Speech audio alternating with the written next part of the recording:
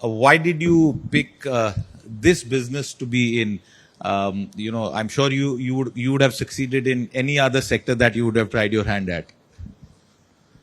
Yeah, so like some businesses, you tend to fluke. So I think really in 2011, if you asked me at that time, 15 crores a megawatt, 15, 18 rupee tariffs, whether it would ever be here, I don't think we forecasted it in that way. We did feel that, yes, I think this is a future business. I think it's better to start early. But no strategy guy at that point of time would have ever felt that we'll be where we are today.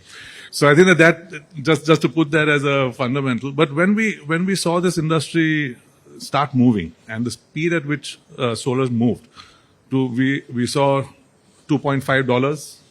That was the cost per watt, and then it came down all the way to about 20 cents.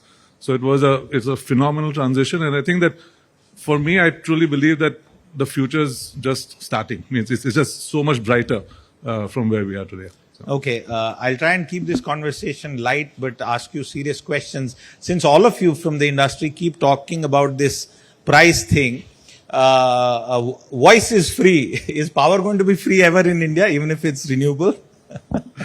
Close to free, hopefully 30 years down the line. But but not. But how will companies make money? No, I think everybody's going to make money through the value chain. Okay. Today also, I think people right across, from manufacturing to everywhere, we do make money through the value chain. A lot of people have not understood risk. So I think that there's been a large learning curve on what risk to take, who takes it. Pretty much all the entrants. For everyone, right? So, but I think that learning has come through, tough lessons for IPPs, for EPCs, for lenders, etc. Is the risk and the learning more for smaller companies, innovators, entrepreneurs like you, or is it equally or less for very large corporations which are also in this space now? See, I think where the risk emanates in this business, at least on the global model, partly in India, if you see most of the projects worldwide, about 80 to 85% is funded by lending institutions. And it is non-recourse when you start the project.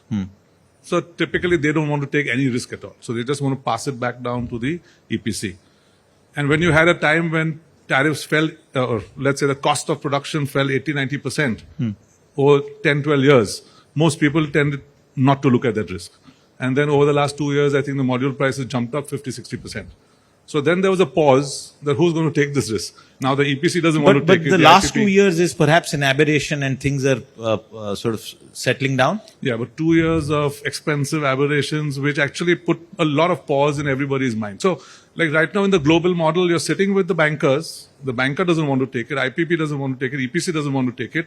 Someone needs to. And things are getting stuck out there. So I think that risk allocation will happen. And at the end of the day, the tariff is just so low that if the tariffs go up a bit, I think the risk can get fairly allocated. So I think that's where the adjustments are happening in the global market right now.